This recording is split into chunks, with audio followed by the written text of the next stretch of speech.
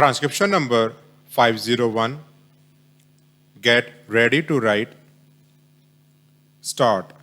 Sir, I consider it a privilege to place this recommendation of the Lok Sabha before the honorable members of this House. The motion for reference of the Constitution Amendment Bill was adopted almost unanimously by the Lok Sabha. So this recommendation has the backing of more than 97% of the members of the Lok Sabha. The motion for reference of this bill, which is of more than ordinary importance, was made by the Prime Minister himself. He dealt with this subject in his own lucid and inimitable way in his opening and concluding speeches. I do not think it is necessary for me to go into matters of detail here. Even ordinarily, at this stage, we would be concerned only with the broad principles of the bill. It has already been discussed at great length in the other House.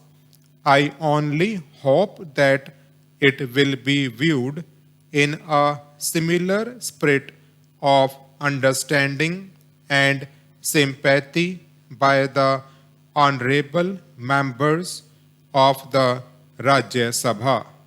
They are perhaps reputed for greater sobriety and wisdom. Sir, I fully realize that the amendment of the Constitution stands entirely on a different footing from any alteration of the municipal or domestic laws of administration. Here we are concerned with matters of a basic and vital character, and it is necessary to weigh every proposition dispassionately in an objective manner so that our decisions may be sound. Our Constitution was framed by the choicest of the chosen in our land, so it has to be treated with tenderness, with profound respect, and so far as possible, it should not be disturbed except for very adequate and even for only compelling reasons. I feel that the amending bill satisfies these tests, and that is why I am making this motion. Our Constitution enshrines the main purpose and objective of our national policy. Our society is to be based on the twin pillars of social and economic justice. The preamble bodies the main objective for which the Parliament is designed and intended to function. It has, besides the preamble, the directive principles, which is in a way check out the road which will lead to the goal which has been defined in the Constitution. Still, in greater detail, we have also certain fundamental rights which are equally entitled to every consideration and regard. Besides, the Constitution provides for an independent judiciary and the Supreme Court. The function of the Parliament is the most important. It has an unlimited scope and it can, if it so chooses and if circumstances so require, make far reaching changes in the Constitution.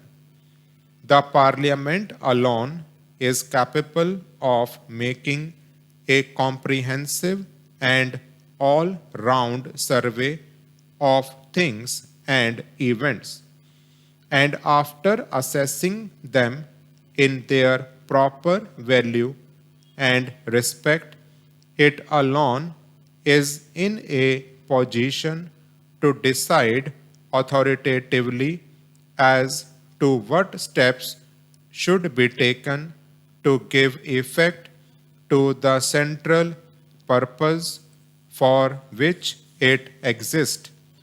The events in the last few years, including the decisions taken by the Parliament, by the legislatures in other places, and those by the Supreme Court have made it imperative that a bill of this type should be placed before the Parliament. The Supreme Court deserves every respect. Its decisions have to be carried out, but according to the formal rules governing the process and the procedure of a court, its orbit is circumscribed. Sometimes, perhaps, it is not expected even to look at the debates that are held in Parliament or even at the preamble or the directive principles. According to the formal rules of interpretation, it has to construe the articles that come before it. It is from the very nature of its constitutional composition and the method of work prescribed for it, limited to the wording of the clauses which come under review before it. So it takes its decisions, and those decisions have to be carried out by us.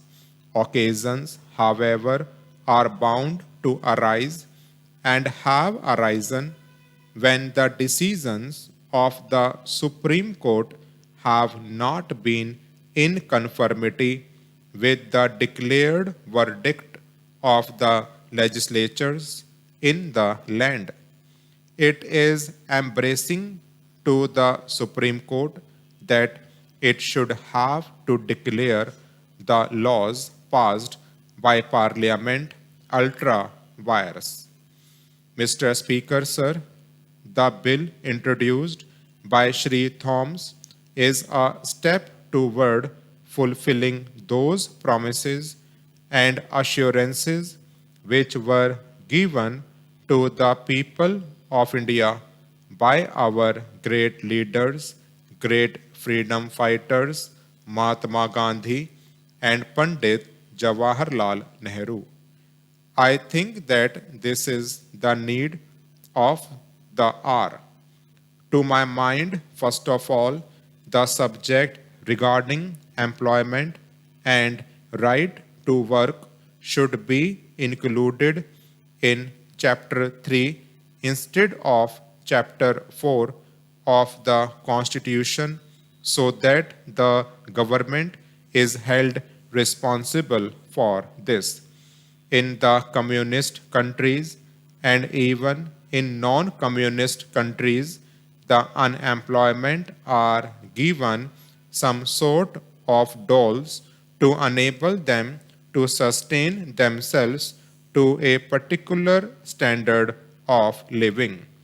Apart from all communist countries, social security system prevails in Britain, Canada, and America, where the unemployed are helped at the time of unemployment.